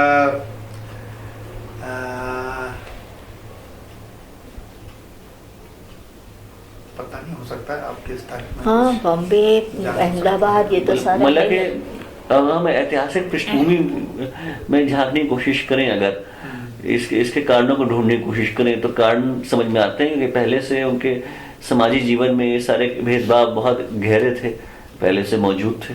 लेकिन मुसलमान तो वहाँ जैसे जितने उत्तर भारत में उतने दक्षिण में तो है नहीं जी। हाँ जी, एक संख्या की नजर से हम देखें जी, तो यहाँ बहुत ज्यादा है, तो मसाला तो यहाँ बहुत अच्छा था उस तरह से। और भड़के भी हैं दंगे, हैं ऐसी बात नहीं कि दंगे नहीं, खूब लड़ेंगे। ये मेरठ है, अलीगढ़ है, तो बहुत ही वॉलेटाइल सिटीज रही हैं बहुत ज्यादा। तो अच्छा, जूस को आप ऐसा नहीं कि ये इतनी कम्युनिटी ऐसी है कि जिसकी वजह से कोई दंगा मंगा पड़ता है, क्योंकि numerically they are so insignificant, है ना? बिल्कुल। अच्छा, मैं अच्छा, पंजाब आपने कहा ना, आपकी सोच रहा था मैं, क्योंकि ये नॉर्थ ईस्ट से आए ये लोग, तो पंजाब सबसे ज्यादा वॉलेटाइल रहा है इसके लिए, और पंजाब का बंटवारा भी हुआ, पार्टीशन भी वहीं हुआ, तो मुश्किल तो वहाँ पंजाब में हुई है, पंजाब सरकार तो भुगता है। जब आप भारत के दूसरे यहूदी लेखकों के उपन्यासों की तरफ नजर डालती हैं और उनकी कहानियों को देखती हैं, तो अपने बॉडी ऑफ लिटरेचर को उससे कैसे अलग महसूस करती हैं, कैसे भिन्न महसूस करती हैं, किस दृष्टि से? और ख़ास तौर पे मैं पहले तो आप इन जनरल एक कंपैरिजन करके बताएं कि आपने जो साहित्य प्रोड्यूस किया वो बाकी यहूदी लेखकों, बाकी भारतीय यहूदी लेखकों द्वारा प्रोड्यूस साहित्य से कैसे डिफरेंट है। और एक कंपैरिजन चाहूंगा मैं, मीरा महादेवन का जो नॉवेल है अपना घर, और जो आपका जो नॉवेल आ रहा है यहूदी समाज के ऊपर, वो उससे किस दृष्टि से भिन्न है? मीरा महादेवन का जो अपना घर जो है वो मैंने बताया कि वो भी एक फैमिली को लेकर है, लेकिन उसमें जो मेन उसमें जो एक पात्र है जो हिंदू से शायद शादी करना चाहती है, ऐसा कुछ है ना उसमें, मैंने बहुत पहले पढ़ा था। तो लेकिन उसमें मैंने ये देखा, मुझे इतना बहुत अच्छी तरह से याद है कि उसमें बहुत सारी चीज़ों को मतलब सारी धार्मिक रीति रिवाजों को बहुत ज़्यादा लिया गया है। और उपन्यास में मेन उसमें है कि इज़राइल जाना, एक जो पति पत्नी है, पति इज़राइल जाता है, पत्नी नहीं इज़राइल जाती है, कहती है कि मेरा उपन्यास जो है वो पूरा 2000 साल की ऐतिहासिक पृष्ठभूमि पर यहूदी परिवार को लेकर एक है, और वो किस तरह से इस पूरा जो अंतराल है समय का, हाँ वो 2000 साल पर मुश्तमिल है। हाँ, मतलब पर्सपेक्टिव वो लिया है। पूरा 2000। हाँ, मेरे ख्याल से वक्त का इतना बड़ा दायरा जो है अगर किसी दूसरे उपन्यास में मिलता है वो शायद कुरतुल हैदर का जो नॉवेल है आपका दरिया उसमें मिलता है। लेकिन फर्क ये है कि उसमें तो इसमें रेफरेंशियल ज्यादा है, परिवार है, तो जैसे उसके जो मुखिया हैं वो कैसे याद करते हैं, वो जहाज को भी याद करते हैं जब वो आया था। मतलब मेरा उपन्यास जो है मूलतः 3 पीढ़ियों का उपन्यास है, खास करके 2 पीढ़ियों का, मतलब 3 पीढ़ियां उसमें आ रही है, जिसमें 2 पीढ़ियां आ रही है, उनमें पीढ़ियां अलग अलग मकाम पर वो जो पीछे पलट के देखते हैं। हाँ, प्राचीन इतिहास। लेकिन उसमें जो एक पात्र है जिसको मैं आपको बता रही हूँ कि जो एक पात्र है जिसका नाम मैखाइल सैमुअल, उसको बॉबी कहा जाता है, वो दंगों में मारा जाता है, वही मुस्लिम समझा के मारा जाता है। वो हिस्ट्री का विद्यार्थी है, मतलब हिस्ट्री का उसने करा हुआ है उस तरह से, लेकिन वो एक टाइम्स ऑफ इंडिया के लिए एक लेख लिखता है। उस पूरा लेख जो है वो 2000 साल का इतिहास बताता है, उस तरह से मैंने उपन्यास में लिया हुआ है। उसके बीच में मेरा उपन्यास चलता है, डिवाइस है, हाँ, और बीच में पर्सपेक्टिव क्रिएट करने हाँ, की, तो उस तरह से क्या हुआ, किस तरह से आए, कहाँ से आए, उपन्यासिक पात्रों के साथ वही कि पात्रों के साथ किस तरह से वो अंदर होता है और उस तरह से आगे चलता है। वो लेख सिर्फ लेख नहीं है, उसके साथ उपन्यास के अंश भी जुड़े हुए हैं, और उस तरह से मैंने रखा है। तो वो उससे पता चलता है कि किस तरह से ये यहूदी जाति है, किस तरह से अलग थलग होती गई, किस तरह से अकेली पड़ती गई, किस तरह से उनको साइड ट्रैक किया गया। तो उस तरह से वो पूरे उसके साथ आता है। वो कभी आपके मन में इच्छा उत्पन्न हुई इजराइल में बसने की? नहीं, मेरी नहीं इच्छा हुई। कभी कभी होती है जब झगड़ा वगड़ा ज्यादा हो जाता है। नहीं, वो तो मजाक कर रहे हैं। लेकिन आप लोगों ने इजराइल की यात्रा की? नहीं, हम नहीं, कि मेरी बहन एक है वहाँ इजराइल में है। तो यात्रा करने की भी इच्छा नहीं हुई कभी आपकी? नहीं, यात्रा करने के लिए देखिए बहुत सीधी सी बात है, एक मध्यम वर्गीय परिवार के पास इतना पैसा भी होना चाहिए कि आप वहाँ जा सके, ले सके। हम क्या यहूदी अगर कोई तीर्थ यात्रा करना चाहे इजराइल की, तो जो यहूदी संगठन है वो कोई आर्थिक सहायता नहीं करते हैं? नहीं, पहले वो तो सवाल ही नहीं है। बच्चे भी नहीं होंगे, बच्चे नहीं, इस तरह से नहीं, वो अपनी तरफ से जाते हैं, या कोई उनका वहाँ इजराइल में वो बुलाते हैं, तो बात अलग है। और मेरी बहन तो इस वजह से गई थी कि इधर बहुत हार्डशिप थी उसको, और इसलिए चली गई थी। हाँ, बहुत सही होगी। तो बेटर फाइनेंशियल प्रॉस्पेक्ट्स के लिए भी गए। हाँ, अनलकी भी थी वो, उसका पूरा बहुत अलग बात है जी। तो वो वहाँ चली गई, और बहुत अच्छा हुआ। उसका एक बेटा थोड़ा मेंटली रिटार्टेड बच्चा है, लड़की तो बहुत अच्छी थी। उसने तो एक यमन की जू के साथ शादी करी है, शी इज़ वेरी हैप्पी। पर जो बेटा है तो अब वहाँ तो गवर्नमेंट ले लेती है, सब रखती है, स्कूल में पढ़ाती है, सब कुछ करती है, एक आध दिन आता है। यहाँ इंडिया में तो क्या होता हो, कुछ भी नहीं होता उसका। और now she is window also, तो वो एक ओल्ड पीपल होम में रह रही है। यहाँ कौन पूछता, माता पिता चले गए। एक भाई मेरा कनाडा में है, एक भाई अहमदाबाद में है, जिसके पास माता पिता रहे। तो अब आपको एक बात बताऊं, लेकिन ये बहुत मेरी अंतरंग बात है और बहुत इसको ऑफ कर देते हैं। इससे पहले कि हम ऑफ करें, एक सवाल मैं उसके बाद वापस लौटना चाहता हूँ और रिकन्फर्म करना चाहता हूँ, यानी कि जब आप दोनों की शादी हुई तो आप दोनों के परिवारों में से किसी ने भी इस पर कोई आपत्ति नहीं जताई, इस शादी के ऊपर? नहीं, मेरे माता पिता ने तो नहीं जताई बिल्कुल भी। जी। और चूंकि मेरे माता पिता ने नहीं जताई तो मेरे नज़दीकी रिश्तेदारों ने भी कोई बोलने का उनका सवाल नहीं था। बल्कि शायद मेरे परिवार में, हमारे रोहेकर परिवार में मेरी ही शादी सबसे पहली ऐसी थी जो इंटरकास्ट थी। और इनके परिवार में तो इनकी मदर ने ज़रूर बहुत विरोध किया था। लेकिन बहुत आश्चर्य की बात है कि इनकी इकलौती बहन है 5 बहन भाइयों में, उसने कहा, इन्होंने कहा ठीक है ठीक है आप मना कर रहे हैं तो मैं नहीं, मतलब उससे शादी नहीं करूँगा शीला से, तो लेकिन मैं शादी भी नहीं करूँगा, मतलब मैं आप बताएंगे वो लड़की से शादी नहीं करूँगा। तो उन्होंने कहा तुम शादी करोगे तो ये बहन का क्या होगा, इस बहन का, इकलौती बहन का क्या होगा। चिंता थी जी। तो उस बहन ने कहा कि आप, चाची कहते थे लोग अपनी माँ को, बोली चाची आप मेरी चिंता मत कीजिए, आप इसलिए भाई साहब की शादी हो रही है, मेरे को ज़रा भी एतराज़ नहीं है। मैं, क्योंकि वो मेरी कहानियाँ बहानियाँ पढ़ती थी तो मुझे खत पत भी लिखती थी। उसने कहा कि भाई साहब की शादी कर दीजिए। उसने अपनी माँ को मतलब मनाया इस तरह से। ये बाद में शादी हुई बहन की। हाँ, बहुत आराम से। She is very happy. यानी उनका जो ये फियर था ये भी बेसलेस साबित हुआ। बेसलेस साबित हुआ बहुत। हम अच्छा रहा। वाह। तो इसी तरह से मैं एक ही कंटिन्यूटी में वो सारे सवाल कर लेना चाहता हूँ, जिससे कि बाद में एक साथ ऑफ करूँ मैं।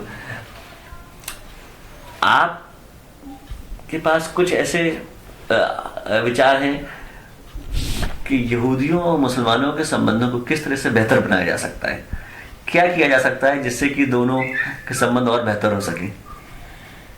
संबंध बेहतर होने के लिए तो देखिए, सबसे पहले जो भी एक छोटी कम्युनिटी लोग हैं, छोटी जाति के लोग हैं, छोटी कौम के लोग हैं, उनमें सबसे पहले जो आता है ना वो धर्म आता है। आप इसको मानिए या ना मानिए, अंदर कहीं उनके बीच में धर्म का बहुत बड़ा एक हर्डल होता है।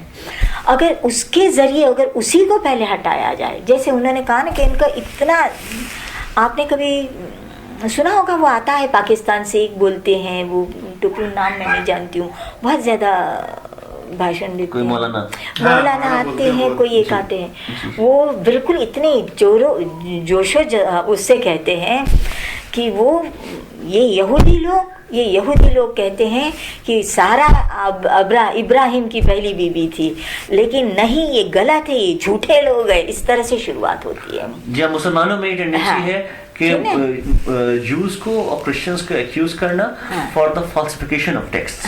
ये मुसलमानों का इल्जाम है यहूदियों के ऊपर भी और ईसाइयों के ऊपर भी।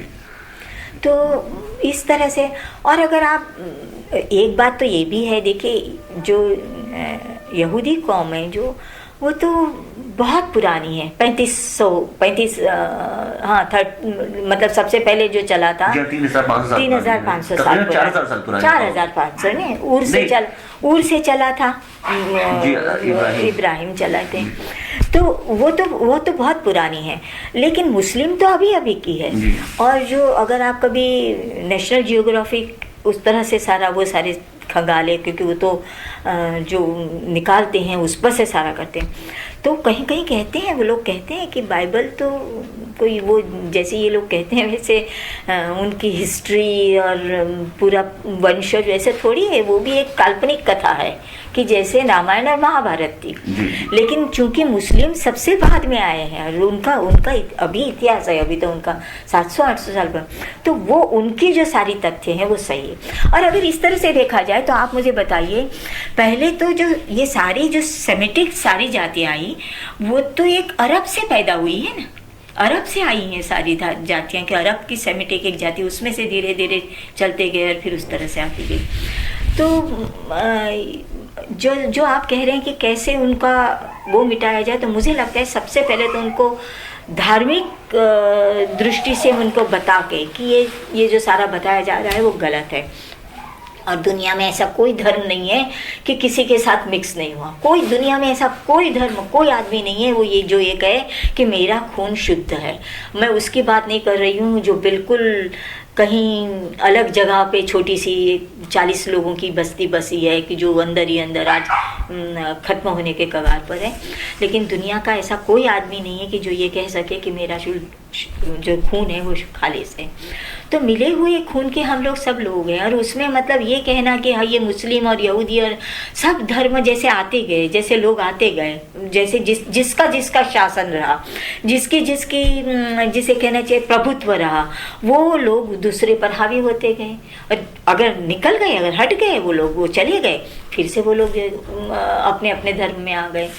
तो इस तरह से मुस्लिम और यहूदियों को अगर मिलाना हो तो एक तो उससे होता है। दूसरी बात जो अभी बहुत हुआ है, क्योंकि इज़राइल की नीति की वजह से हुआ है कि इज़राइल बहुत ज़्यादा मतलब आक्रामक हो गया है, पैलेस्टाइन को बहुत ज़्यादा बुरी तरह से मतलब मुझे ये समझ में नहीं आता। मुझे आज भी ऐसा लगता है और मैं हमेशा इसकी विरोध करती हूँ, जबकि कुछ लोग मुझे कहते हैं कि आप यहूदी होकर ऐसा कैसे कह सकती हैं, कि मुझे बहुत ऐसा लगता है कि जिस धर्म के लोगों ने इतना ज़्यादा मतलब सहन किया हो, जिसने हिटलर का इतना बड़ा हॉलोकॉस्ट सहन किया हो, वो दूसरे लोगों पर फिर से वही कैसे कर सकता है, वही चीज़ें कैसे कर सकता है कि उनके ऊपर बमबारी करे, उनके बच्चों को जहाँ पर मतलब उनके हॉस्पिटल्स और उनके जो क्या बोलते हैं वही नहीं, या मतलब उनको जहाँ पर पनाह दी गई है उस पर मतलब बमबारी करके इतना ज़्यादा क्रूर कैसे हो सकता है, या उनके ऊपर बम। तो मुझे ये कहीं ठीक नहीं लगता है, मुझे अच्छा नहीं लगता आपके सवाल का असली जवाब यही है। मुझे बहुत तकलीफ होती है, मुझे बहुत तकलीफ होती है। और जब लोग कहते हैं, लेकिन इसका जवाब ये नहीं है कि वहाँ जो कुछ हो रहा है तो यहाँ इसका विरोध किया जाए। और यहूदियों तो खैर मुझे पता नहीं तो हो सकता है कि कल 50 आदमी आ जाए और कहीं इसका कत्ल कर, तो ये यहूदी है, क्योंकि वहाँ पर इजराइल में वो वैसे हो रहा है। यहाँ पे सब कुछ संभव है यहाँ तो भारत में। तो अच्छा, जब वो जो मैंने सवाल पूछा था, हाँ। उस सवाल के एक हिस्से का मुझे जवाब मिल गया, दूसरा हिस्सा रह गया। हाँ, वो पहला सवाल मैंने पूछा था कि आप तुलना कीजिए मीरा महादेवन के उपन्यास से, वो तो तुलना हो गई।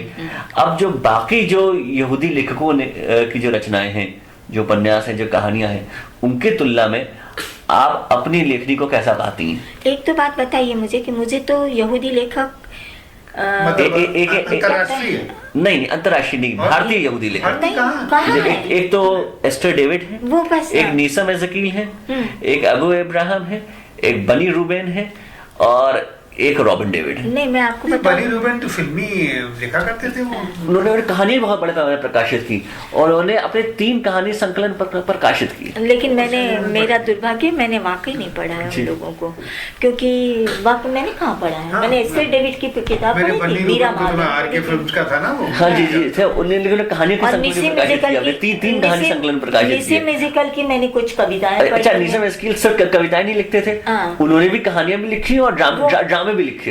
एक बात मैं आपको और बताऊं, क्योंकि मैं अभी पिछले समझ लीजिए 40 साल से लगभग यूपी में ही हूँ जी। हाँ, तो और उसके पहले मैं वहाँ थी, अहमदाबाद में थी, तब मैं पढ़ती भी थी और फिर थोड़ी नौकरी भी करी थी मैंने। तो उस तरह से मेरा उधर के लेखकों से या उधर के, आज मुझे आप पूछेंगे कि गुजराती में कौन बहुत अच्छे लेखक है तो मैं नहीं बता पाऊंगी, या महाराष्ट्र के कौन है मैं नहीं बता, क्योंकि वहाँ से मेरा संपर्क लगभग टूट गया है।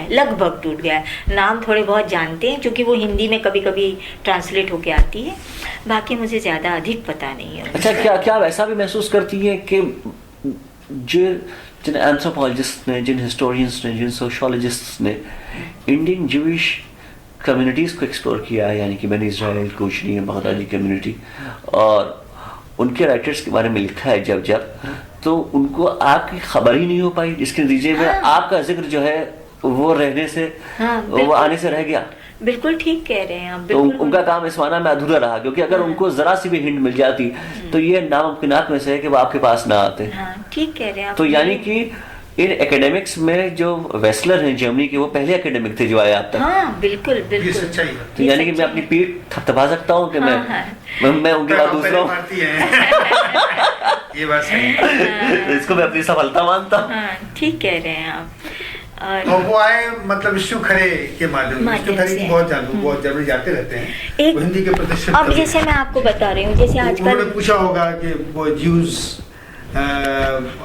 यूरोप में तो बहुत चल रहा है आजकल, तो उन्होंने पूछा होगा कौन से लेखक हैं, तो उन्होंने नहीं, जैसे राठी ने भी बताया था हमको ना, राठी ने बताया राठी ने भी एक बार। बताया कि कोई एक लड़की है, वो इंडियन जूस हिंदी में लिखने वाली कोई यहूदी लेखिका या लेखक से मिलना चाहती है, लेकिन चूंकि मेरे पास इंटरनेट नहीं है, वो नहीं है, तो वो उस तरह से भी हम लोग थोड़ा पीछे हो जाते हैं, तो ये फ़र्क पड़ जाता है ना। अगर वो होता तो शायद उस तरह से हम लोग कर पाते, तो ये